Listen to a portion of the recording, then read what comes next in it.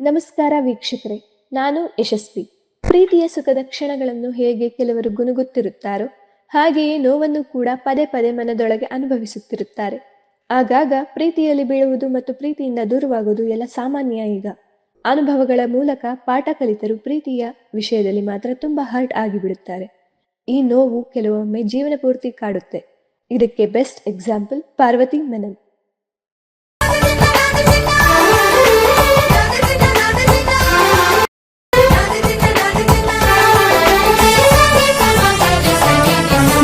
ಹೌದು, ಪಾರ್ವತಿ ಮೆನನ್ ಅಲಿಯಾಸ್ ಪಾರ್ವತಿ ತಿರುವೋತ್ತು. ಪುನೀತ್ ರಾಜ್ಕುಮಾರ್ ಅಭಿನಯದ ಮಿಲನ ಚಿತ್ರದ ಮೂಲಕ ಕನ್ನಡ ಚಿತ್ರರಂಗ ಪ್ರವೇಶಿಸಿದ ಪಾರ್ವತಿ ಆ ನಂತರ ಮಳೆ ಬರಲಿ ಮಂಜು ಇರಲಿ, ಪೃಥ್ವಿ ಮತ್ತು ಅಂದರ್ ಬಾಹರ್ ಚಿತ್ರಗಳಲ್ಲಿ ನಟಿಸಿದ್ದರು. ಕನ್ನಡಿಗರ ಹೃದಯವನ್ನು ಗೆದ್ದರು. ಇನ್ನು ಮಾಲಿವುಡ್ನ ಈ ಬಟ್ಟಲುಗಣ್ಣಿನ ಚೆಲುವೆ ಕೇವಲ ತಮ್ಮ ಅಭಿನಯದಿಂದ ಮಾತ್ರ ಹೆಸರುವಾಸಿಯಾಗಿಲ್ಲ, ಬದಲಿಗೆ ತಮ್ಮ ನೇರ ಹಾಗೂ ದಿಟ್ಟ ನುಡಿಗಳಿಂದ ಕೂಡ ಹೆಸರುವಾಸಿಯಾದವರು ಇವರು. ಇಂತಹ ಪಾರ್ವತಿ ತಮ್ಮ ಪ್ರೇಮ ಕಥೆ ಮತ್ತು ವ್ಯಥೆಯನ್ನು ಹಂಚಿಕೊಂಡಿದ್ದಾರೆ. ಚಿನ್ನದಂತಹ ಹುಡುಗನನ್ನ ಕಳೆದುಕೊಂಡಿದ್ದಕ್ಕೆ ಇವತ್ತೂ ಕೂಡ ಪಶ್ಚಾತ್ತಾಪ ಪಡುತ್ತಿದ್ದೇನೆ ಎಂದು ಹೇಳಿದ್ದಾರೆ. ಹೌದು, ಫಿಲಂ ಫೇರ್ಗೆ ನೀಡಿದ ಸಂದರ್ಶನದಲ್ಲಿ ಮಾತನಾಡಿರುವ ಪಾರ್ವತಿ, ನಾನು ಮಾನಸಿಕ ಖಿನ್ನತೆಯಿಂದ ಬಳಲುತ್ತಿದ್ದ ದಿನಗಳವು. ಆ ಸಮಯದಲ್ಲಿ ನನ್ನ ಬದುಕಿನಲ್ಲಿ ಒಬ್ಬ ಅತ್ಯದ್ಭುತ ವ್ಯಕ್ತಿಯ ಪ್ರವೇಶವಾಗಿತ್ತು. ನಾವಿಬ್ಬರು ಪ್ರೀತಿಸುತ್ತಿದ್ದೆವು ಎಂದು ಹೇಳಿದ್ದಾರೆ. ಮುಂದುವರೆದು, ಆದರೆ ನನಗೆ ಆಗ ಚಿಕ್ಕ ಚಿಕ್ಕ ವಿಚಾರಕ್ಕೂ ಕೋಪ ಬರುತ್ತಿತ್ತು. ಹಸಿವು ಆದರೂ ಸಾಕು ಪಿತ್ತ ನೆತ್ತಿಗೆ ಇರುತ್ತಿತ್ತು.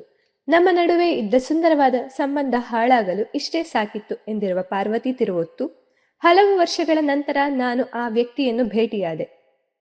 ನನ್ನ ವರ್ತನೆಗಳಿಗೆ ಅವರಲ್ಲಿ ಕ್ಷಮೆಯನ್ನು ಕೇಳಿದೆ ಎಂದು ಹೇಳಿದ್ದಾರೆ. ನನ್ನ ಬದುಕಿನ ಈ ಅನುಭವ ನನಗೆ ಒಳ್ಳೆಯ ಪಾಠವನ್ನು ಕಲಿಸಿದೆ ಎಂದು ಹೇಳಿದ್ದಾರೆ.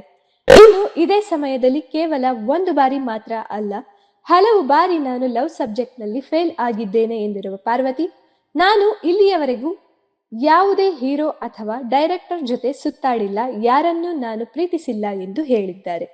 ಇನ್ನು ಇದೇ ಸಮಯದಲ್ಲಿ ಚಿತ್ರರಂಗದಲ್ಲಿರುವವರ ಮೇಲೆ ನನಗೆ ಪ್ರೇಮಾಂಕುರವಾಗಿಯೇ ಇಲ್ಲ ಅಂತೇನೂ ಇಲ್ಲ, ಆಗಿತ್ತು. ಆದರೆ ಅವರು ತೆರೆಯ ಹಿಂದೆ ಕೆಲಸ ಮಾಡುವ ತಂತ್ರಜ್ಞರಾಗಿದ್ದರು ಎಂದು ಕೂಡ ಪಾರ್ವತಿ ತಿರುವೋತ್ತು ಹೇಳಿದ್ದಾರೆ.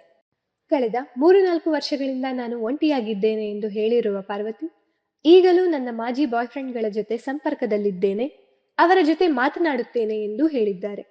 ಸಂಬಂಧದಲ್ಲಿ ಆ ಆತ್ಮೀಯತೆ ಇರದಿದ್ದರೂ ಯಾವಾಗಲಾದರೂ ಒಮ್ಮೆ ಕರೆ ಮಾಡಿ ಹೇಗಿದ್ದೀರಾ ಎಂದು ಕೇಳುವುದರಲ್ಲಿ ಯಾವ ತಪ್ಪಿಲ್ಲ ಎಂದಿರುವ ಪಾರ್ವತಿ, ಒಂದು ಹಂತದಲ್ಲಿ ನಾವು ಪರಸ್ಪರ ಪ್ರೀತಿ ಮಾಡಿದ್ದೆವು, ಜೊತೆಯಾಗಿ ಬದುಕಲು ಬಯಸಿದ್ದೆವು. ಹೀಗಾಗಿ ಅವರ ಸಂತೋಷವನ್ನು ಸದಾ ನಾನು ಬಯಸುವುದರಲ್ಲಿ ತಪ್ಪಿಲ್ಲ ಎಂದು ಹೇಳಿದ್ದಾರೆ. ಇನ್ನು ಡೇಟಿಂಗ್ ಆ್ಯಪ್ ಬಗ್ಗೆ ಕೂಡ ಮಾತನಾಡಿರುವ ಪಾರ್ವತಿ, ನಾನು ಡೇಟಿಂಗ್ ಆ್ಯಪ್ನಲ್ಲಿದ್ದೇನೆ. ಗೆಳತಿಯ ಮೂಲಕ ಈ ಜಗತ್ತಿನ ಪರಿಚಯ ನನಗಾಯಿತು ಎಂದು ಹೇಳಿದ್ದಾರೆ. ಟಿಂಡರ್, ಬಂಬಲ್ ಮತ್ತು ರಾಯಾ ಅಂತಹ ಅಪ್ಲಿಕೇಶನ್ಗಳಲ್ಲಿ ನನ್ನ ಪ್ರೊಫೈಲ್ ಇದೆ ಎಂದು ಹೇಳಿರುವ ಪಾರ್ವತಿ, ಆ ನಂತರ ಸಡನ್ ಜ್ಞಾನೋದಯವಾದಂತೆ ಆಗ ಅಲ್ಲಿ ನಾನು ಹೆಚ್ಚಾಗಿ ಆಕ್ಟಿವ್ ಇಲ್ಲ ಎಂದು ಹೇಳಿದ್ದಾರೆ.